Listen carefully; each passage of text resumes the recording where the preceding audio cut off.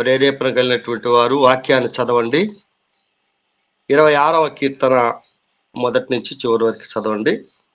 కీర్తన 26వ కీర్తన మొదటి నుంచి ఎవరైనా చదవండి.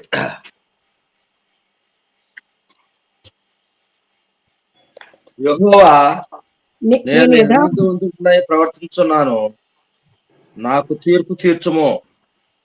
ఏమీ సందేహపడకుండా యెహోవా యందు నేను నమ్మిక ఉంచి ఉన్నాను.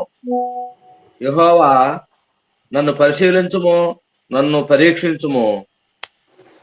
నా అంతరింద్రియములను, నా హృదయమును పరిశోధించుము. నీ నీ కృప నా కన్నుల ఎదుట ఉంచుకొని ఉన్నాను. నీ సత్యమును అనుసరించి నడుచుకుంటున్నాను. పనికిమాలిన వారితో నేను సాంగత్యం చేయను, వేషధారులతో పొందు చేయను. దుష్టుల సంఘము నాకు అసహ్యము, భక్తిహీనులతో సాంగత్యము చేయను. నిర్దోషినని నా చేతులు కడుక్కొందును. యెహోవా, నీ బలిపీఠం చుట్టూ ప్రదక్షిణము చేయుదును, అతట కృతజ్ఞతాస్తుతులు చెల్లింతును. నీ ఆశ్చర్య కార్యములను వివరింతును. యెహోవా, నీ నివాస మందిరమును, నీ తేజో మహిమ నిలుచు స్థలమును నేను ప్రేమించుతున్నాను. పాపులతో నా ప్రాణమును చేర్చుకుము, నరహంతకులతో నా జీవమును చేర్చుకుము. వారి చేతిలో దుష్కార్యములు కలవు, వారి కుడి చెయ్యి లంచములతో నిండి ఉన్నది. నేను యథార్థవంతుడనై నడుచుకొనుచున్నాను. నన్ను విమోచింపుము, నన్ను కరుణింపుము. సమభూమిలో నా పాదము నిలిపి ఉన్నాను. సమాజములలో యెహోవాను స్తుతించెదను. దేవుడు చిన్న వాక్యం దీవించును గాక. ఆమేన్. మంచిది. ఈ దినాన వాక్య ధ్యానం కొరకు కీర్తన గ్రంథము 91వ కీర్తన మొదటి 4 వచనాలు మనం ధ్యానం చేద్దాము. కీర్తన 91 మొదటి నుంచి. మహోన్నతుని చాటున నివసించువాడే సర్వశక్తున నీడలను విశ్రమించువాడు. ఆయనే నాకు ఆశ్రయము, నా కోట, నేను నమ్ముకున్న నా దేవుడని నేను యెహోవాను గూర్చి చెప్పుచున్నాను. వేటకాని ఉరిలో నుండి ఆయన నిన్ను విడిపించును, నాశనకరమైన తెగులు రాకుండా నిన్ను రక్షించును. ఆయన తన రెక్కలతో నిన్ను కప్పును, ఆయన రెక్కల క్రింద నీకు ఆశ్రయము కలుగును. ఆయన సత్యము కేడమును డాలునై ఉన్నది. చాలు. మా ప్రియ తండ్రి మహోన్నతుడా, స్తోత్రాలు ప్రభా. మీ పవిత్ర పాద సన్నిధి ఈ ఉదయకాల సమయమందు మాకు ఇచ్చిన దాన్ని బట్టి మీకు స్తోత్రాలు చెల్లిస్తున్నాము.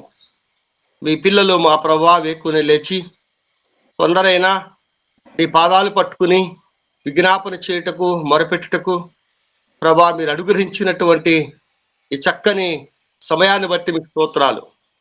ఈ చల్లని మా ప్రభా నా తండ్రి సమయంలో నీ మాటలు విని నీ నామమును గానము చేసి నిన్ను ఆరాధించే భాగ్యం ఇచ్చినందుకు నీకు స్తోత్రాలు. ఈ మాటల ద్వారా మీరే ఆశీర్వదించమని యేసుక్రీస్తు పవిత్ర నామమున ప్రార్థించి స్తుతించి వేడుచున్నాము తండ్రి. ఆమేన్. పిల్లరా, ఈ యొక్క దేవుని యొక్క సన్నిధిలో ఈ 91వ కీర్తన మోషే యొక్క ప్రార్థన. భక్తుడైనటువంటి మోషే ప్రార్థన చేస్తూ ఉన్నాడు. ఈ కీర్తనలో చాలా కీర్తనలు దావీదు రచించిన కీర్తనలు, అలాగే కోరహు కుమారులు కొన్ని కీర్తనలు రాశారు. అలాగే మోషే కూడా కొన్ని కీర్తనలు ఇందులో రాశారు. వాటిల్లో ఈ దైవజనుడైనటువంటి మోషే చేసినటువంటి ఈ ప్రార్థన, ఇందులో కొన్ని ప్రత్యేకమైనటువంటి మాటలు చాలా శ్రేష్టంగా కనిపిస్తున్నాయి. ఈ యొక్క ప్రార్థన మోషే తన యొక్క హృదయాంతరంగములో నుంచి వచ్చినటువంటి ప్రార్థన. తాను పలికిన ప్రతి మాట కూడా ఎంతో దేవునికి ఇష్టమైనటువంటి మాటలు, ఆశీర్వాదకరమైనటువంటి మాటలు పలుకుతున్నాడు. ఏమంటున్నాడు అక్కడ? మహోన్నతుని చాటును నివసించు వాడే సర్వశక్తిను నీడను విశ్రమించువాడు కదా. మన దేవుడు ఎలాంటి వాడని చెప్తున్నాడంటే మహోన్నతుడు, మహోన్నతుడు, మహోన్నతుడు, మహోన్నతుని చాటున, మహోన్నతుని చాటుకెళ్ళి అక్కడ నివసిస్తుంటాడంట. ఎంత చక్కని మాట అండి. మన నివాసం ఎక్కడుండాలంటే అల్పమైన పడిపోయే వాటి చాటున, ఎన్నిక లేని వాటి చాటున, లేకపోతే ఈ లోకములో అస్థిరమైన వాటి దగ్గరికి వెళ్ళి మనం నివసిస్తున్నాము. కానీ ఇక్కడ భక్తుడు అంటున్నాడు మహోన్నతుడు, ఉన్నతమైన వాడు. దేవుడు ఉన్నతమైన వాడు, శ్రేష్టమైనటువంటి వాడు. అందుకని భక్తులు చాలా మంది బైబిల్లో మనం గమనించినప్పుడు కదా, ఉన్నతమైన దేవుడు, మహోన్నతుడు, మంచి పాటలు కూడా ఉన్నాయి ఈ పదం మీద, మహోన్నతుడు కదా. అలాగే బైబిల్లో మనం గమనించినప్పుడు నెబుకద్నెజరు అలాగే బెల్షాజరు వీళ్ళు ఒక మాట అంటారు కదా. అలాగే దానియేలు కూడా అంటాడు. ఏమంటాడు తెలుసా? మహోన్నతుడైన దేవుడు, మహోన్నతుడైన దేవుడు, మహోన్నతుడైన దేవుడు. రాజు అంటాడు దానియేల్ని అగ్నిగుండంలో వేసిన తర్వాత తెల్లవారుజామున రాజుకు నిద్ర పట్టక కేకలేసుకుంటూ వచ్చాడు. జీవము గల దానియేలు కదా, మహోన్నతుడైన దేవుడు నిన్ను రక్షించానా అంటాడు. జీవము గల దేవుడు నిన్ను కదా విడిపించానా, రక్షించానా. ఎందుకంటే దానియేలు అగ్నిగుండములో ఉన్నా అది అతనికి నీడే, దేవుని నీడే అది కదా. భయంకరమైనటువంటి పరిస్థితిలో ఉన్నా అక్కడ దేవుని యొక్క కాపుదల మనకు ఉంటుంది. సింహాల బోనైనా అక్కడ దేవుని బిడలకి దేవుని నీడ, మహోన్నతుడు నీడ. ఎందుకంటే మన దేవుడు లోకములో ఉన్నటువంటి అలాంటి వాడు కాదు. మన దేవుడు లోకములో ఉన్నవారు కదా మహోన్నతులు కాదు, గొప్పవారు అనుకోవచ్చు, లేకపోతే తమ్ము తాము గొప్పగా మహోన్నతులుగా ఉన్నతులుగా హెచ్చించుకోవచ్చు. కానీ మన ప్రభు ఆయన స్వయంభవుడైనటువంటి మన ప్రభు, ఆయన ఉనికే మహోన్నతమైనది. ఆయన ఉనికి మహోన్నతమైన ఉనికి. అంచేత మోషే అరణ్యములో సంచరిస్తూ, గొర్రెల్ని కాసుకుంటూ, కొండల్లో తిరుగుతూ కదా, మిద్యాను వనములో అక్కడ ఇత్రో మామ దగ్గర అక్కడ ఉంటూ గొర్రెల్ని కాసుకుంటూ తాను ఈ మాటలే పలుకుంటాడు. ఎందుకంటే ఒంటరిగా ఉన్నాడు, ఒంటరి జీవితం. భక్తులు చాలా మంది బైబిల్లో ఒంటరిగా అడవిల్లో, కొండల్లో వారు దేవునితో మాట్లాడారు, దేవునితో నివసించారు. దావీదు ఉంటాడు కదా, నేను కొండల వైపు నా కన్నులెత్తి చూస్తున్నాను. కొండల్లో జీవించాడు. మోషే కూడా అంతే. అడవిల్లో చాలా జీవితం అంతా, మోషే జీవితం అంతా కూడా కదా ఐగుప్తుని ఎప్పుడైతే విడిచిపెట్టాడో, ఐగుప్తుని విడిచిపెట్టిన తర్వాత ఎర్ర సముద్రం దాటిన తర్వాత షూరు అరణ్యంలోకి వచ్చాడు. అక్కడి నుంచి కనాను వెళ్ళేదాకా కూడా కదా అంత 40 సంవత్సరాలు అరణ్య జీవితాన్ని గడిపాడు. ఏ నీడలో ఉన్నాడు ఆయన? దేవుని నీడ. అందుకని బైబిల్లో చక్కని సన్నివేశాలు మనం చూస్తూ ఉంటాము. ఎందుకు నోరారా ఈ మాట మోషే పలుకుతున్నాడంటే కదా, దేవుడు నేను భయంకరమైనటువంటి అరణ్యములో చీకటిలో నేను ప్రయాణం చేసిన ఆయన అగ్ని స్తంభము నాకు తోడై ఉన్నది. అది నీడ కదా. చీకటిలో ప్రయాణం చేశాడు మోషే. అయితే దేవుడు అతనికి వెలుగు స్తంభం, పెద్ద వెలుగు స్తంభం కదా, ఎంత ఫ్లడ్ లైటో, అది ఎంత పెద్ద లైటో. ఆకాశమంతా ప్రకాశవంతమైనటువంటి వెలుగులో ఇశ్రాయేలు ప్రజలను దేవుడు నడిపించాడు. అది మహోన్నతుడు అంటే అది. అంత మాత్రమే కాదు, ఆయన మనం చూసినట్లయితే కదా, పగలు ఎండ దెబ్బ తగలకుండా ఎంతో పెద్ద మేఘము వారిని ఆవరించాను అని బైబిల్లో. మేఘ స్తంభం అన్నాడు. పెద్ద మేఘం వాళ్ళకి ఎండ తగలకుండా చల్లగా ఉండాలని వారికి ఆ యొక్క మేఘస్తంభాన్ని ఇచ్చాడు. అది అలాంటి దేవుని చాటుకెళ్ళి ఆయన నివసిస్తూ ఉండేవాడు. మన నివాసము నిత్యము దేవుని యొక్క సన్నిధిలో ఉండేదిగా ఉండాలి. అందుకని దావీదు కూడా అంటాడు కదా, 84వ కీర్తన మనందరం ఎరిగిన సంగతే. చదవండి, 84వ కీర్తన మొదటి నుంచి చదవండి అమ్మా. సైన్యములకు అధిపతియగు యెహోవా, నీ నివాసములు ఎంత రమ్యములు. యెహోవా మందిరావరణములను చూడవలనని నా ప్రాణము ఎంతో ఆశపడుచున్నది, అది సొమ్మసిల్లుచున్నది. జీవము గల దేవుని దర్శించుటకు నా హృదయము నా శరీరమును ఆనందముతో కేకలు వేయుచున్నవి. చాలు, చూసారా దావీదు పలికిన మాట ఆ 2వ వచనంలో. ఇది కోరహు కుమారులు, ఇది దావీదు కాదు, ఇది కోరహు కుమారులు పలికిన ఆ మాటలు ఇవి.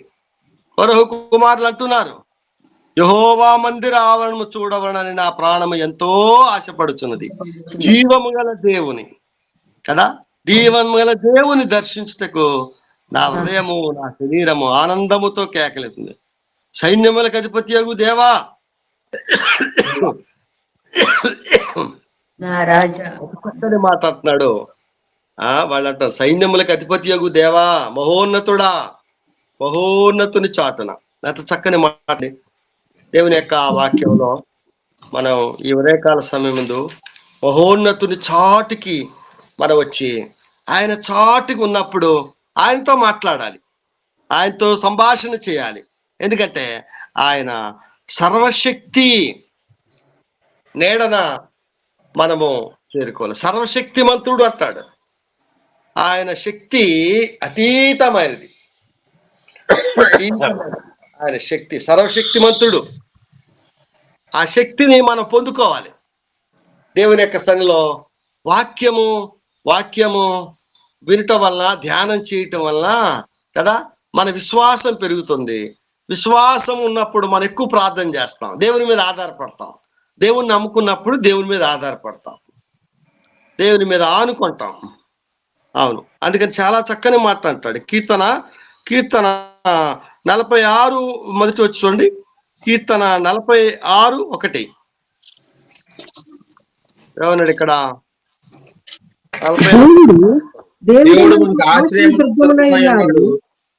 ఆపత్కాలములలో ఆయన నమ్ముకొనదగిన సహాయకుడు. చూసారా ఎంత చక్కని మాట అండి. ఈయన కదా ఆపదలు తొలగిపోవు వరకు కదా ఈ రక్షకుడు శరణుజొచ్చి ఉన్నానంటాడు. ఆపత్కాలములో ఆదుకొను సహాయం. ఆపద మనకు తెలియదు కానీ ప్రతిరోజు మనకి ఎన్నో ఆపదలు మనుషుల ద్వారా, లోకములో ఉన్న పరిస్థితుల ద్వారా, అనేక కారణాల వల్ల మనకు ఆపదలు వస్తూ ఉంటాయి. మనకు తెలీదు. దేవుడే రోజు తప్పిస్తూ ఉంటాడు. ఎన్నో ఆపదలు దేవుడు తప్పిస్తూ ఉంటాడు. ఎందుకంటే ఆయన ఆపదలు తొలగిపోవు వరకు నీ రెక్కలో నీడన శరణుజొచ్చి ఉన్నాను. ఇంకా అంటాడు, కోడి తన పిల్లలను తన రెక్కల కింద కాచినట్లుగా. అవును, కోడి పిల్లలు గెద్ద కనపడంగానే వెంటనే ఆ తల్లి రెక్కల కిందికి వెళ్ళిపోతాయి. అవును, మనమైతే ఆపద వచ్చినప్పుడు మాత్రమే కాదు కానీ ప్రతినిత్యము సారిసారిగా మనము ఆయన నీడలో నివసించడానికి మనం సిద్ధపడాలి. ఆయన నీడలో, ఎందుకంటే ఆయన సర్వశక్తిమంతుడు. ఆయన శక్తి యెషయా గ్రంథంలో చక్కగా అంటుడు, ఆయన బలవంతుడైన దేవుడు. ఆయన బలవంతుడైన దేవుడు, నిత్యుడగు తండ్రి కదా. చాలా చక్కని మాటలో ఆయన సమాధానం. సమాధానకర్త, సమాధానకర్త అధిపతి అంటే చాలా చక్కని మాటలు అంటుంటాడు. దేవుడు ఎంత బలమైన దేవుడో. పిల్లారా, ఈ లోకంలో మనకి అలాంటి దేవుడు మనకున్నాడు, అలాంటి రక్షకుడు మనకున్నాడు, అలాంటి సర్వశక్తి గల దేవుడు మనకున్నాడు. అందుకని యెహోవా దేవుడుగా గల జనులు ధన్యులు, ధన్యులు అంటున్నాడు. 57వ కీర్తనలో కూడా మొదటి వచనం అంటాడు. కీర్తనలు చాలా ఉన్నాయి మాటలు. 57వ కీర్తన మొదటి వచనము ఒక మాట చూద్దాం. ఏమంటున్నాడు అక్కడ? నన్ను కరుణింపుము, దేవా, నన్ను కరుణింపుము, నేను నీ శరణు జొచ్చి ఉన్నాను. నేను నీ శరణు జొచ్చి ఉన్నాను. నీ ఆపదలు తొలగిపోవు వరకు నీ రెక్కల నీడన శరణు జొచ్చి ఉన్నాను. మహోన్నతుడైన దేవునికి, నా కార్యము సఫలము చేయు దేవునికి నేను మొరపెట్టుచున్నాను. చాలు. ఆయన నా కార్యము, భక్తి అంటున్నారా, నా కార్యము సఫలం చేసే దేవుడు. దేవుడికి స్తోత్రం కలుగును గాక. కార్యాలు సఫలం చేసేది ఎవరో? మనుషులా దేవుడా? దేవుడు దేవుడు, మహోన్నతుడైన దేవుడు సఫలం చేసేవాడు కదా.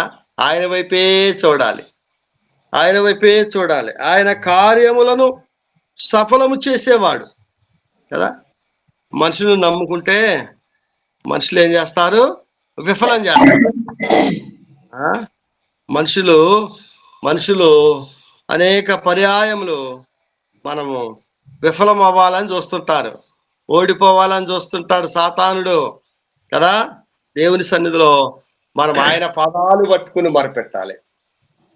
ఆయన పాద సన్నిధిలో మనము విజ్ఞాపన చేయాలి.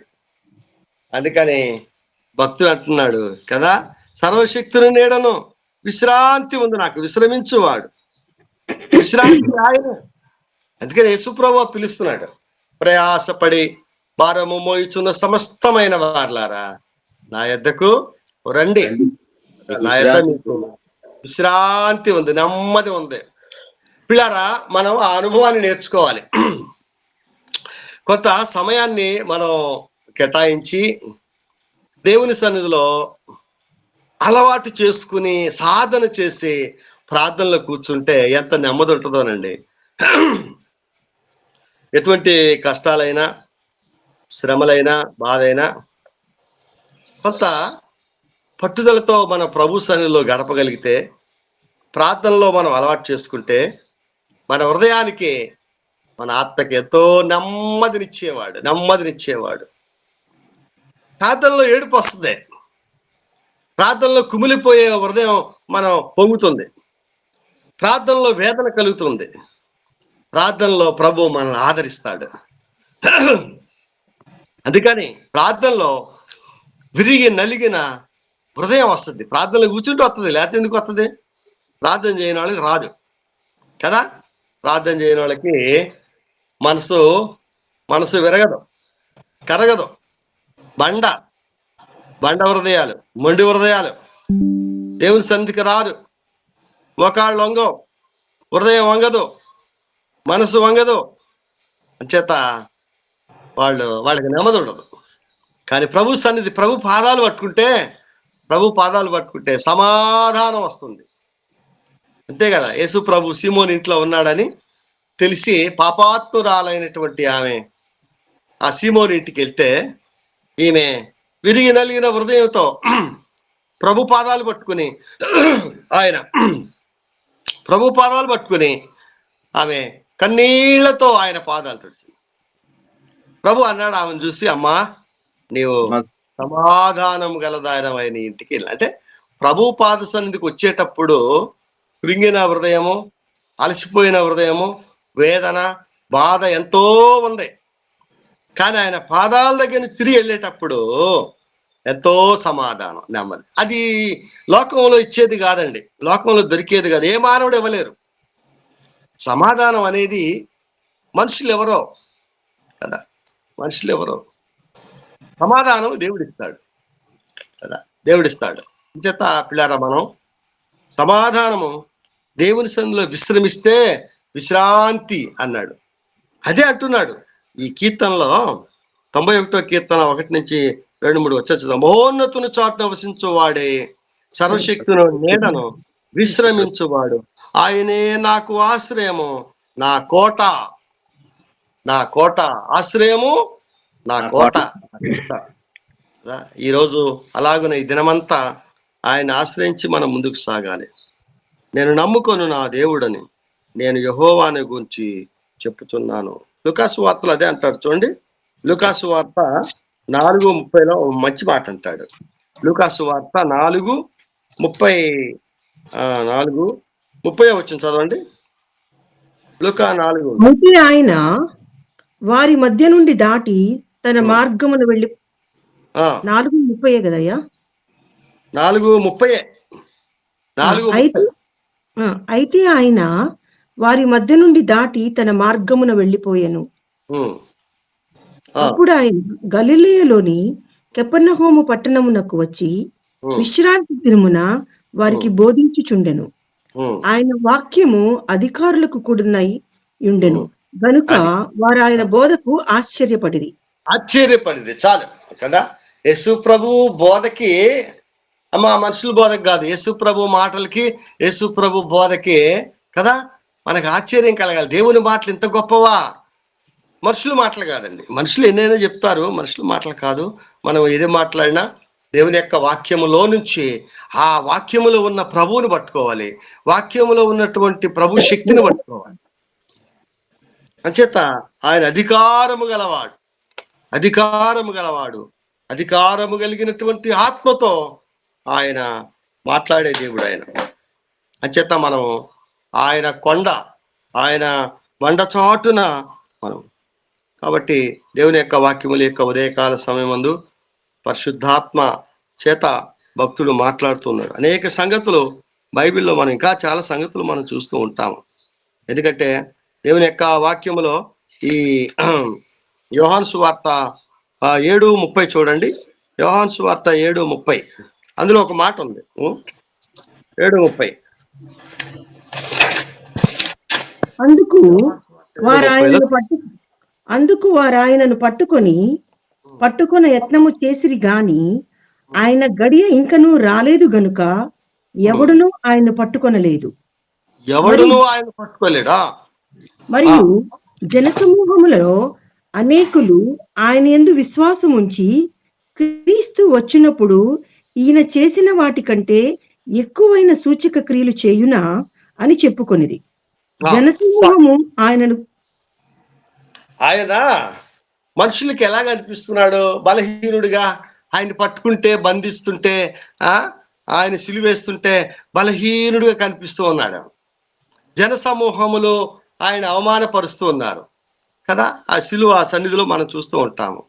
కానీ ఎంత బలవంతుడు, ఎంత శక్తిమంతుడు! ఆయన సర్వలోకములో ఉన్నటువంటి మానవులందరికంటే ఆయన బలమైన దేవుడని 3వ దినమున ఆయన ఎలుగెత్తి చెప్పాడు కదా. ఎందుకంటే ఆ దేవుని యొక్క సన్నిధిలో ఆయన ప్రార్థన చేస్తూ ఉంటాడు. కీర్తనలో చివరిగా 16వ కీర్తనలో 1వ వచనంలో అంటాడు ఒక మాట. కీర్తనలో 16వ వచనంలో చివరి మాట చదవండి, ప్రార్థన చేద్దాం. కీర్తనలో 16వ కీర్తన మొదటి వచనం చదవండి. దేవా నీ శరణు చూచి ఉన్నాను, నన్ను కాపాడుము. నీవే ప్రభుడవు, నీకంటే నాకు క్షేమాధారం ఏదియూ లేదని యెహోవాతో నేను మనవి చేయుదును. నేను ఇలాగందును, భూమి మీద నందున్న భక్తులే శ్రేష్ఠులు, వారు నాకు కేవలము ఇష్టులు. యెహోవాను విడచి వేరొకను అనుసరించు వానికి శ్రమలు విస్తరించును. వారర్పించు రక్తపానీయార్పణలను నేను అర్పింపను, వారి పేర్లు నా పెదవులను ఎత్తను. చాలు ఈ మాటలో యెహోవా నీ శరణు జొచ్చి ఉన్నాను కదా, నీ శరణు జొచ్చి ఉన్నాను అటు అన్నాడు. అక్కడ అంటున్నాడు, ఏమన్నాడు అక్కడ? నీవే ప్రభుడవు, వచ్చి ఉన్నాను, నీకన్నా నాకు క్షేమాధారం ఏది లేదు. ఆయన దగ్గర క్షేమం ఉంది. అందుకని ఇక్కడ చాలా చక్కని మాటలు మనం చూస్తున్నాం. క్షేమాధారం, ఆధారం ఆయనే, క్షేమానికి, ఆశ్రయానికి, ఆశీర్వాదానికి. మన ప్రాణమునకు నెమ్మది, క్షేమము ఆయన దగ్గరే ఉంది. అంచేత ఆ మాట అంటున్నాడు, క్షేమాధారము నీవే కదా, క్షేమాధారము నీదే. అంచేత నీ శరణు వచ్చి ఉన్నాను. ఈ ఉదయకాల సమయంలో మనము ఈ చిన్న డివోషన్లో, ఈ యొక్క వాక్య ధ్యానంలో ప్రభువుని మనం తలుచుకుని, ఆయన మాటలు మన హృదయాల్లో భద్రపరుచుకుని, మన ఆత్మీయ జీవితం కొరకు, మన కుటుంబాల కొరకు, మన సంఘము కొరకు, దేశ పరిస్థితుల కొరకు మనము ప్రార్థన చేద్దాం. దేవుడి మాటలో దీవించునుగాక. అయిన తండ్రి, మహోన్నతుడా, మా ప్రాణప్రియుడ, ఈ యొక్క ఉదయకాల సమయందు నాయన యొక్క మా ప్రభా నీ నీడలో చేరి మా ప్రభా నా తండ్రి నేను ధ్యానించుటకు నీ వాక్యాన్ని మా ప్రభా ఆయన ధ్యానములో నిన్ను స్తుతించి పొగిడి కొనియాడుటకు మా ప్రభా మాకిచ్చినటువంటి శ్రేష్టమైన సమయాన్ని బట్టి మీకు స్తోత్రాలు. బిడ్డలెంతో నాయన మా ప్రభా ఆశ కలిగిన ప్రాణమును తృప్తిపరిచే దేవుడవయ్యా, నీకే స్తోత్రములు స్తోత్రములు. మా రక్షక, మా తండ్రి మోషే మా ప్రభా తన హృదయాంతరంగములో నుండి పలికిన మాటలను బట్టి మీకు స్తోత్రాలు. నాయనా మా తండ్రి నీ సన్నిధిలో మా ప్రభా శ్రేష్టమైన ప్రార్థన చేశాడు. మేమును అలాగున మా తండ్రి మా ఆత్మలు ఉల్లసించున్నట్లు, నాయన మా హృదయాలు మా తను ఉప్పొంగునట్లు ఆయన ఈ సహవాసంలో మమ్మల్ని నడిపిస్తున్నందుకే మీ స్తోత్రాలు ప్రభా. సంగతిని బట్టి ప్రార్థిస్తున్నాము. అనేకులు మా ప్రభా ఈ యొక్క దుర్దినాల్లో, నీ రాకడి దినాల్లో, బహు చెడ్డ దినాల్లో మేమున్నాము ప్రభా. మా తండ్రి సాతానుడు అనేకులను మా ప్రభా మభ్య పెడుతున్నాడు. నీ సన్నిధికి రాకుండా, నీ వాక్యములో దైవ సన్నిధిలో గడపకుండా మా ప్రభా లోకాశలు, శరీరాశలు, నేత్రాశల్లో పడిపోయే మా ప్రభా అనేకులు నీకు సిలువకు దూరం అవుతున్నారు ప్రభు. అట్టి బిడ్డల్ని మీరు జ్ఞాపకం చేసుకోండి. ఈ ఉదయకాల సమయమందు మా తండ్రి నాయన విశ్వాసులందరినీ మీరు జ్ఞాపకం చేసుకోండి. ఎవరు తప్పిపోకుండా మా తండ్రి, ఎవరు జారిపోకుండా మీరు సహాయం చేయండి. ఈ పరిశుద్ధాత్మ శక్తి చేత మా ప్రభా మీరే కరికరించండి ప్రభా. ప్రతి బిడ్డ నాయన బలహీనమైనటువంటి వారిని బలపరచండి. రోగులను మా తండ్రి స్వస్థపరచండి. ఆర్థికంగా ఇబ్బందుల్లో ఉన్న వారిని జ్ఞాపకం చేసుకోండి. అనేక రీతిలుగా మా ప్రభా మానసికంగా నాయన కృంగిపోతున్నటువంటి వారిని మీరు జ్ఞాపకం చేసుకోండి. అయ్యా యేసయ్యా, నీకు సమస్తమును సాధ్యం ప్రభా. నాయన నువ్వు సర్వశక్తి గల దేవుడవయ్యా ప్రభు, నీ పాదాలు పట్టుకుంటున్నాము, కనికరించండి. సంఘ బిడ్డలందరినీ జ్ఞాపకం చేసుకోండి ప్రభా. నాయన క్రైస్తవ లోకంలో మా ప్రభా ఎన్నో శ్రమల కాలంలో మా ప్రభా మేము జీవిస్తున్నాము. అనేకులు మా ప్రభా ఆయన నిందలు పడుతున్నారు, హింసలు పడుతున్నారు, దెబ్బలు తింటున్నారు. నాయన మా ప్రభా రక్తాన్ని చిందించేవాళ్ళు ఉన్నారు. యేసయ్యా, నీ పాదాలు పట్టుకుంటున్నాము, మీరే కనికరించండి మా ప్రభా.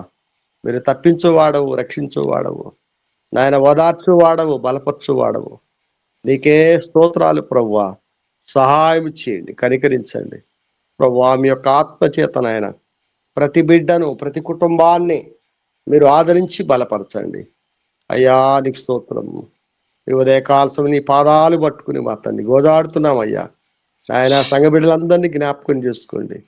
సంఘంలో అనేక మంది చిన్నపిల్లలు ఉన్నారయ్యా, యవనస్తులు ఉన్నారయ్యా. యవనస్తులు తొట్టిల్లకుండా కాపాడువాడు నాయన. తల్లిదండ్రులకు దుఃఖం కలిగించకుండా నాయన సంతోషభరితులుగా మా ప్రభా ఉండే బిడ్డల్ని మా ప్రభా మీరు లేవనెత్తండి. మాదిరి కలిగినటువంటి బిడ్డల్ని, వారి యొక్క ప్రవర్తన మా ప్రభా ఆయన నీ సన్నిధిలో మా ప్రభా యథార్థంగా కాపాడుకుని, ఆయన తిమోతి వలె, యోసేపు వలె, దావీదు వలె ఆయన అలాంటి బిడ్డల్ని సంఘంలో లేవనెత్తండి అయ్యా. కనికరించండి, కృప చూపండి. సభల కొరకు ప్రార్థిస్తున్నాము, మీరే సమస్త ఏర్పాట్లు సమకూర్చండి. అలాగే ప్రియ తండ్రి నాయన మా తండ్రి ప్రతి సోదరిని బట్టి ప్రార్థిస్తున్నాము. సహోదరులు నా తండ్రి ప్రార్థించిన బిడ్డల్ని జ్ఞాపకం చేసుకోండి. హృదయాలు కుమ్మరించి నీ పాద సన్నిధిలో మొరపెట్టారు ప్రభా. మా ప్రార్థనకు ప్రతిఫలం దయచేయువాడవు. మా ప్రార్థనలు వ్యర్థం కావు నాయన. ఆయన మీరు కనికరించండి, కృప చూపండి. దేవా మా ప్రభా, నీ మార్గంలో మాకు ఈ దినమంతా అనేకమైన కార్యక్రమాలు పనుంది. అలాగే రేపటి దినం కొరకు మమ్మల్ని సిద్ధపరచండి. రేపు దినాన ఆదివారం నిన్ను మాత్రమే ఆరాధించి గణపరిచి నిన్ను పూజించే భాగ్యం దయచేయండి. ఆయన మా ప్రాంతాలను, మా జిల్లాలో ఉన్న సంఘాలను జ్ఞాపకం చేసుకోండి. ప్రతి సంఘమును, ప్రతి సేవకుడిని మా ప్రభువా నీ నీడలో భద్రపరచండి. మా రాష్ట్రం కొరకు ప్రార్థిస్తున్నాము, మా దేశము కొరకు ప్రార్థిస్తున్నాము. అధికారులను మార్చండి నాయనా. మా తల్లి మీరే కృప చూపండి, నెమ్మది దయచేయండి నాయన. నిన్ను ఆరాధించే బిడ్డలకి, నాయన నిన్ను సేవించి విశ్వాసులైన వారికి నాయన నెమ్మది దయచేయండి. నీ కృపాహస్తాలు సదాకాలము ఈ కుటుంబాలకి, బిడ్డలకి తోడుగా ఉంచండి ప్రభు. నీ పాదాలు పట్టుకుంటున్నాం. పరిచయని జ్ఞాపకం చేసుకోండి ఆయన. ఎక్కడెక్కడైతే పరిచయాలు జరుగుతున్నాయో మా ప్రభువు నాయన, ఈ పరిచర్య అంతటిని మీ కృపలో జ్ఞాపకం చేసుకుని మీరు ఆశీర్వదించండి. ఇంకా అనేక మంది ప్రభా బాప్తిసం తీసుకోవాలి నాయన, రక్షణ పొందాలి మా ప్రభా. నీ సన్నిధిలో నిన్ను ఆరాధించే భాగ్యం దయచేయండి. రోగులను ముట్టండి ప్రభు. అన్ని విషయాల్లో మా తండ్రి ప్రతి బలహీనురాలని, ప్రతి బలహీనుని జ్ఞాపకం చేసుకోండి ప్రభా. నీ పాదాల సన్నిధిలో వీళ్ళందరినీ అప్పగిస్తూ ఈ ఉదయకాల సమయమందు నాయనా మా తన జూములో పాలు పొందిన ప్రతి బిడ్డ కొరకు, వారి కుటుంబాల కొరకు ప్రార్థిస్తున్నాము. చిన్న బిడ్డలు, పెద్దలు, వృద్ధులు వారందరినీ మీరు మీ పవిత్ర పాద సన్నిధిలో ఎత్తుపడుతూ మా రక్షకుడును ప్రాణప్రియుడైన యేసు క్రీస్తు పరిశుద్ధ నామమున ప్రార్థించి స్తుతించి వేడుచున్నాము తండ్రి. ఆమేన్. ఆమేన్. ఆమేన్. ఆమేన్. ఆమేన్. ఆమేన్.